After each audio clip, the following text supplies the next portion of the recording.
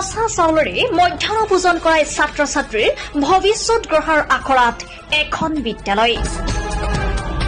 দায়িত্ব জ্ঞানহীন প্ৰধান শিক্ষকৰ পৃষ্ঠপোষকতাত চলিছে এই গৰ্হিত কাৰ্য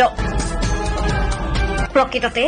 ছাত্ৰ ছাত্ৰীক ৰোগীয়া জীৱন উপহাৰ দিয়া নে সুৰক্ষিত ভৱিষ্যত গঢ় দিয়াৰ আলয় এই বিদ্যালয় শিক্ষাদাতাৰ হাততে লুণ্ঠিত কিয় আজি মোৰ দেশৰ ভৱিষ্যতৰ ধৰণী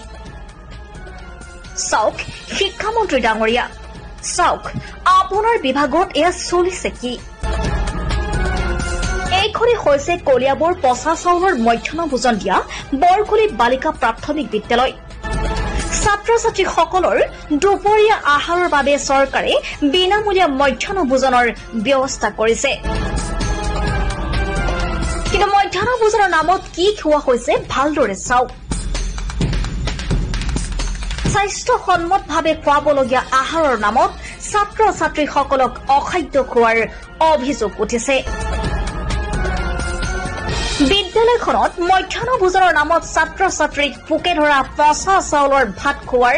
অভিযোগ উত্থাপিত হৈছে পচা চাউলৰে ভাত ৰন্ধাৰ খবৰ লাভ কৰি বিদ্যালয়খনত পৰিচালনা সমিতিৰ সভাপতিৰ লগতে ২-১ ৰাইজ আৰু সংখ্যালঘু ছাত্ৰ সংগঠনৰ বিষয়ববীয়াসকল উপস্থিত হৈ বন্ধ কৰি দিয়ে মধ্যাহ্ন ভোজন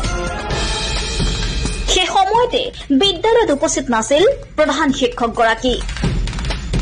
অভিযোগ মতে প্ৰধান শিক্ষকগৰাকীয়ে সেই পচা চাউলখিনি ৰান্ধনীক ৰান্ধিবলৈ চমজাই দি কিবা কামত প্ৰধান শিক্ষকগৰাকী ওলাই গৈছিল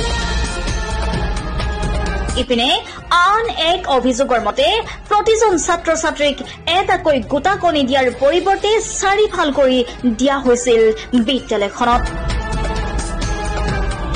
বিদ্যালয়খনৰ বাচন বৰ্তনসমূহ ৰন্ধন কামৰ উপযুক্ত নোহোৱাৰ অভিযোগ উঠিছে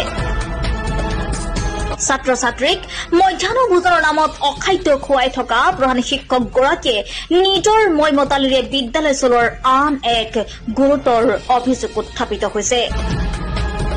কলিয়াবৰৰ পৰা অনুপ বৰা ৰিপৰ্ট আসাম লাইভ 7 আপুনি এখন স্কুলৰ ৰান্ধনী আপোনাৰ চলা হওক আজি খানা দিয়া হোৱা নাই আজি কি কাৰণে বনোৱা নাই চাউলটো বেয়া ৰাজে বনাবলৈ দিয়া নাই আৰু এটা আপোনাৰ অভিযোগ এটা উঠি আছে ইয়াত বোলে এটা কণীকে 4-5 ভাগ কৰি পেলাই মানুহ বিলায় তেনেকে দিয়ে দুটা ফাল্টা কৰে 3-4টা ফাল্টা কৰে পিছত দিয়ে প্ৰধান শিক্ষকে তেনেকে দিবলৈ কৈছে ছাৰে কৈছে হেডমাষ্টাৰ তেনেকে দিব কৈছে এনে ষ্টুডেণ্ট কিমান আছে জানে না আপুনি আজি কিমান আছে আজি খাদ্য খোৱা ষ্টুডেণ্ট কিমান আছে আজি নিৰামিষ চব্জি ছাত্ৰ ছাত্ৰ আজি নিৰামিষ খানা তো চাউলটো একদম মানে কিবা বহুত বেয়া চাউল যে ভাত বনোৱা নাই কিন্তু স্কুলৰ নাম 3 নম্বৰ স্কুল হেডমাষ্টাৰ কোন নাম জানে নেকি তেখেত আহিছে না আজি গুচি গ'ল আহিবলৈ গুচি গ'ল আপোনাক এইটো চাউল দিয়ে ভাত বনাই খুৱাবলৈ কৈছিলে আমি চব্জি কাটি ৰেডি হৈছো চব্জি কাটিলে আপোনালোকে আজি চয়াবিন আছিলে খবৰ পালোঁ পাই পেলাই আমাক ফোন মাৰিলে তো তাতে মই আহিছোঁ আহি পেলাই চাইছোঁ চাউলৰ অৱস্থা খুবেই বেয়া মই বন্ধ কৰি দিছোঁ তথাপিও মই ওপৰ মহলত জনাইছোঁ এতিয়ালৈকে মই এইটোৰ বিষয়ে ওপৰৰ পৰা কিবা হেৰি পোৱা নাই এতিয়ালৈকে যিহেতু এইটোৰ আমাৰ ছাত্ৰ ছাত্ৰী খাই বেমাৰ হ'ব তে আপোনালোকৰ জৰিয়তে মই কৈ আছোঁ আমাৰ হেডমাষ্টাৰজন যে মানে ক'বলগীয়া কথাখিনি আমি যে কমিটি আছোঁ আমাক গণ্যই নকৰে তাৰমানে আমি কমিটি বুলি যে এয়া মানুহ না গৰু ছাগল কাকো এলাও নকৰে আজি চাওক এয়া স্কুলটো হৈ গ'ল আজি 6 মাহ হৈ গ'ল এনেকুৱা গৰমত ছাত্ৰ ছাত্ৰীয়ে পঢ়িব নোৱাৰে মই কেইবাদিন ধৰি কৈ আছোঁ যে চিলিংটো আৰু ফেনটো লগাব আজিলৈকে লগোৱা নাই বিদ্যালয়ত ফেনৰ সুবিধা নাই চাই লওক অৱস্থা কি হৈ আছে কি পইচা পালা আৰু লৈ যায় মই প্ৰেচিডেণ্ট চৰকাৰে মোক এলাউড দিছে আজি 6 মাহ হৈ গ'ল আজিলৈকে জইন একাউণ্টকে